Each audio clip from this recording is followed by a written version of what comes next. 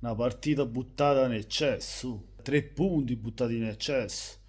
Oggi dovevi vincere con l'Udinese, ma la colpa è il presidente che se partiti qua che devi vincere, una panchina non all'altezza, perché ragazzi, vedi giocare ancora Gonge nel Napoli, poi prendi Asa, Billing, che sono giocatori da Napoli questi qui, a parte che ancora non hanno giocato, però sono giocatori che ti possono far vincere un campionato.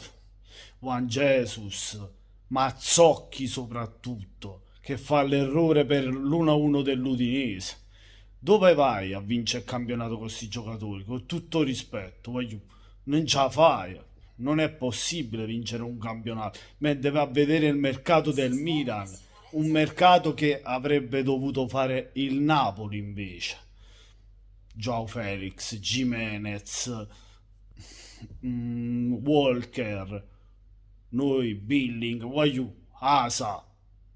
Ma dai, vuoi vincere un campionato con questi giocatori? Allora tu dico io, presidente, che ha voluto fare. Ha preso Conte, poi ha preso Okafor, ha preso questi 2 o 3 giocatori, Asa, per poter raggiungere il quarto posto, il minimo obiettivo del Napoli, che a questo punto è il massimo obiettivo per il Napoli, perché secondo me non può andare a vincere un campionato con questi giocatori, perché nonostante vedi come prende un raffreddore Buongiorno e si fa male, ora si è fatto male anche Spinazzola, il Napoli va in difficoltà, è a corto di titolari, cioè abbiamo visto che hanno giocato questi qui, Gonce, questo qui, il Napoli non è riuscita a vincere la partita, non è riuscita a tirare in porta nel secondo tempo, ha avuto difficoltà, è stato più pericoloso l'Udinese a fare il 2-1 un altro po', ma stiamo scherzando. Pareggio meritato dell'Udinese, complimenti all'Udinese per la partita fatta, non c'è nulla da dire, Mazzocchi un erroraccio, poteva far andare fuori il pallone, regalare una rimessa all'Udinese anziché un gol, perché poi da quel pallone che ha buttato in avanti è arrivato il gol dell'Udinese del pareggio. Non c'è niente da dire, bello il gol di McTominay che è stato secondo me il migliore in campo perché ha avuto altre occasioni per segnare.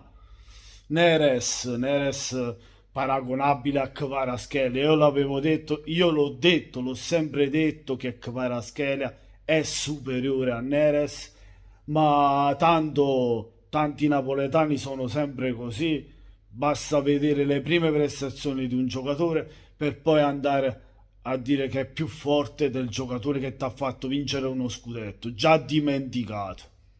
Vabbè, che devo dire? I cambi, io Anghissà non l'avrei mai levato, qualche cambio sbagliato anche da Conte questa sera. Niente, poi la panchina ovviamente è quella che è, il risultato dice tutto. 2 punti, cioè sì, 2 punti mancati al Napoli questa sera, potevi mettere 6 punti in testa all'Inter, mettendo pressione all'Inter per poi andare a vincere con la Fiorentina, quando all'andata ne ha presi 3.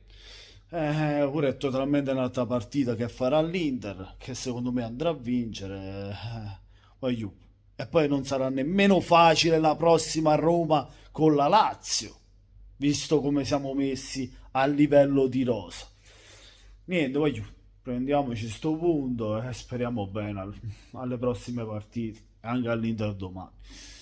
Niente, fatemi sapere cosa ne pensate, lasciate un bel mi piace, iscrivetevi al canale se non siete ancora iscritti, commentate. E niente, andiamoci a dormire, che è meglio. Con questo è tutto, buonanotte a tutti amici, da Napoli 87 come sempre, Forza Napoli.